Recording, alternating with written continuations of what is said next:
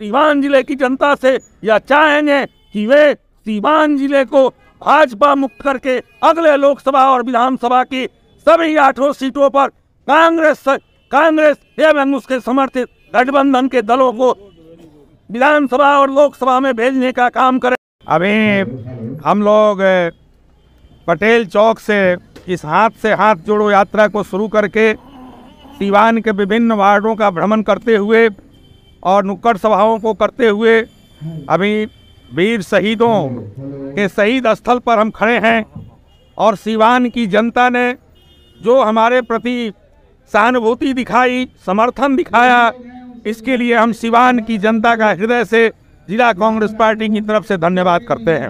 सूरज चांद रहेगा, जब तक सूरज चांद रहेगा। आज हमने सीवान की जनता को यह बताया कि किस प्रकार वर्तमान भारतीय जनता पार्टी की सरकार प्रजातंत्र के चारों खंभों को ध्वस्त करते जा रही है और इस देश को निरंकुशता और तानाशाही की तरफ ले जा रही है।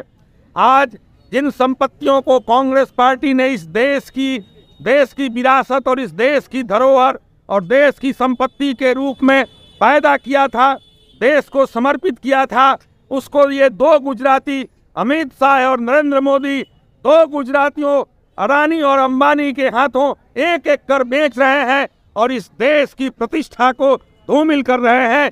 इस देश में प्रजातंत्र को खत्म करने का सुनियोजित प्रयास चल रहा है। इस देश की सरकारी एजेंसियां ईडी, आईटी और सीबीआई के द्वारा विरोधी दलों को प्रताड़ित किया जा रहा है, उसके नेताओं को तंग किया जा रहा है, जबकि उसी मामले में कांग्रेस पार्टी के और उसके सत्ता के सहयोगी दलों के जो लोग बड़े बड़े घपले घोटालों में फंसे हुए हैं, उन लोगों के पास ईडी कहीं नहीं जाती।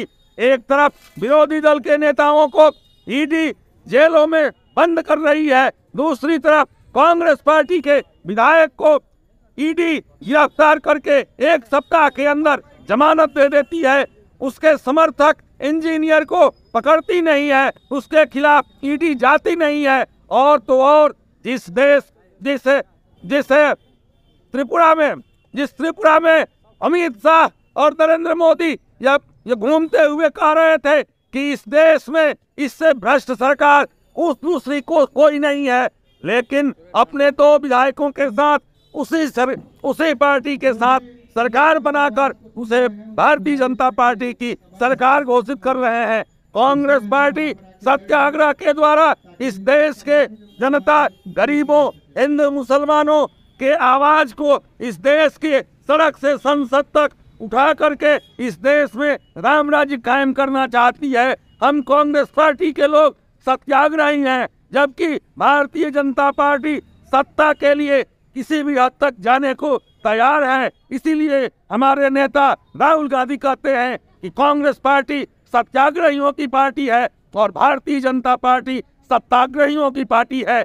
आज इस देश के संविधान की मूल भावना को ठेस पहुंचाने का काम किया जा रहा है। इस देश के हिंदू और मुसलमानों को आपसी भाईचारे को नष्ट करने का काम किया जा रहा है। कांग्रेस पार्टी उनके इस नापाक मंसूबे को कभी पूरा नहीं होने देगी और कांग्रेस पार्टी ने आज़ादी की लड़ाई में अगर शहीद अशफाकुल्लाह खां को खोया तो उन्होंने राम प्रसाद बिस्मिल को भी खोया। अगर इस सियान की धरती में राजेंद्र प्रसाद जन्म लिए, अगर इस देश की धरती पर शहीद उमाशंकर प्रसाद जन्म लिए, अगर इस देश की इस राज्य की जिले की मिट्टी पर हमारे जो शहीद यहाँ जन्म हुए हैं, जिनकी धरती पर हम खड़े हैं, जिनके स्मारक पर खड़े हैं, उनको कांग्रेस पार्टी ने संजोया। हमारे यहाँ मौलाना मजरूल हक की विरासत है। हम इस साझी विरासत को कायम करने के लिए संसद से सड़क तक भारतीय जनता पार्टी और उसके गठबंधन के दलों का